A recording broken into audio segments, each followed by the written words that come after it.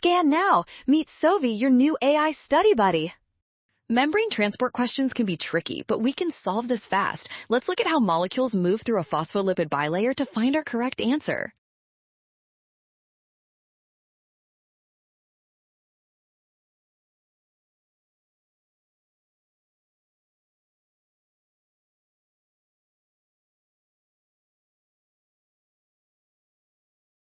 Proteins are usually very large and often carry a charge or polarity. Because of their size and chemical nature, they cannot simply diffuse across the fatty acid tails of membranes.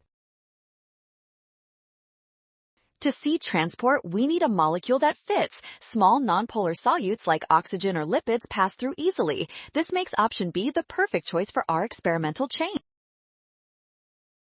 Well done! Scan the code, you can learn better with Sovi. Avoid the rush and watch signs.